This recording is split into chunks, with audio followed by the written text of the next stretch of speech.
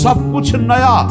तो नवम नवम प्रभु, प्रतिपल नवम नवम प्रभु का रूप, प्रियाजू का नवम नवम, अबहीं और अबहीं और अबहीं और है।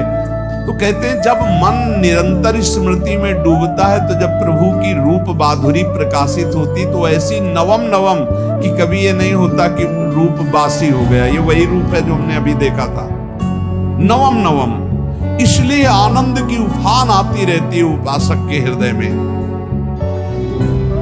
ऐसी प्रियता, ऐसा आनंद बिना भजन के नहीं अनुभव में आएगा। इसलिए तुम विश्वास करो, तुम्हें बहुत सुंदर सुख मिलने वाला है, आगे अपार सुख मिलने वाला है। ये थोड़ा दुख का समय काट लो, जब तक जीवन है ये दुख सुख की लहर आती रहेगी, आप इसको सह जाओ। आगे बहुत आनंद है, विश्वास मान लीजिए, बहुत आनंद है।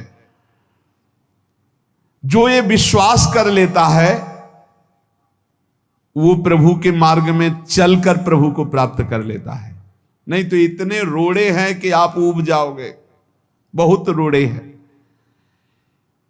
जो प्रभु के मार्ग में चलता है तो माया के बहुत से पार्षद अपना प्रभुत्व दिखाने उनके पास आते हैं, महिमा अपनी दिखाने, पर वो किसी वस्तु, स्थिति, अवस्था, प्राणी, पदार्थ का प्रभाव स्वीकार ही नहीं करता, क्योंकि भगवत स्मृति परायण है, भगवान की कृपा पर विश्वास है, इसलिए उसको कोई फंसा नहीं पाता।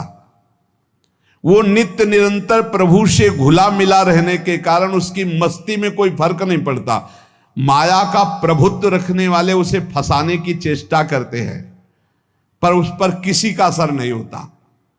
वो कहीं लिप्त नहीं होता, वो कहीं दुखी सुखी नहीं होता,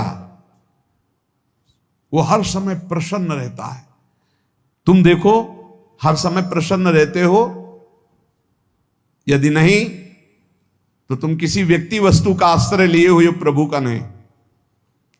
अगर हां तो हर समय प्रभु का स्मरण चलना चाहिए, हर समय प्रभु के आश्रित हो। फिर देखना ये आनंद, ये प्रसन्नता क्या रूप रखती है। बड़े बड़े मस्त संतों को देखा, मस्त एकदम, ऐसे उन्माद में मस्त। हे, उस सुख के लिए ललचाओ, कब तक जन्मते मरते रहोगे, कब तक बार बार दुख भोगते रहोगे, कब? बड़ा प्रपंच है ये। भगवान का स्मरण परम पुण्यात्मा पुरुष का हृदय माना जाता है। बहुत पवित्र हृदय, बड़ा पुण्यात्मा हृदय जिसमें भगवान का स्मरण।